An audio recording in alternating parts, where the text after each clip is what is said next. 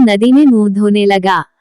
साईंदयाल ने कहा, भाई साहब, दिल को मजबूत करो, इस तरह कूदोगे तो जरूर बीमार हो जाओगे।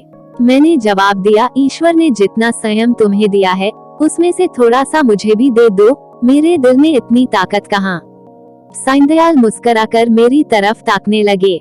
मैंने उसी सिलसिले में कहा, किताबों में तो दृढ़ता और संतोष की बहुत सी कहानियां पढ़ी हैं, मगर सच मानो कि तुम जैसा दृढ़, कठिनाइयों में सीधा खड़ा रहने वाला आदमी आज तक मेरी नजर से नहीं गुजरा। तुम जानते हो कि मुझे मानव स्वभाव के अध्ययन का हमेशा से शौक है, लेकिन मेरे अनुभव में तुम अपनी तरह के अकेले आदमी हो। मैं यह न मानूंगा कि तुम्हारे दिल में दर्द और घुलावट नहीं है, उसे मैं अपनी आंखों से देख चुका हूँ। फिर इस ज्ञानियों जैसे संतोष और शांति का रहस्य तुमने कहाँ छिपा रखा है? तुम्हें इस समय ये रहस्य मुझसे कहना पड़ेगा। साईंदयाल कुछ सोच विचार में पड़ गया और जमीन की तरफ ताकते हुए बोला, यह कोई रहस्य नहीं, मेरे कर्मों का फल है। ये वाक्य मैंने चौथी बार उसकी जबान से सुना और बोला, जिन कर्मों का फल ऐसा शक्तिदायक है, उन कर्मों की मुझे भी कुछ दीक्षा दो। मैं ऐसे फलों से क्यों वंचित रहूं?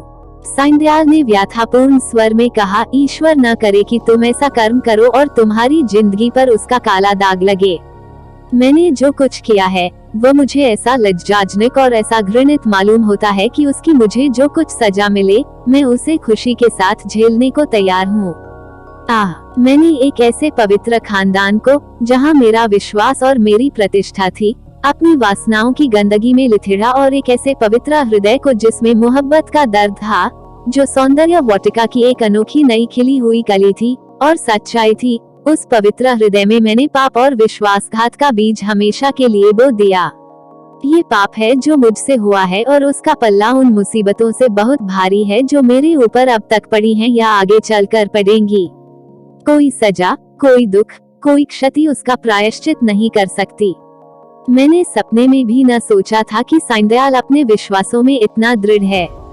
पाप हर आदमी से होते हैं, हमारा मानव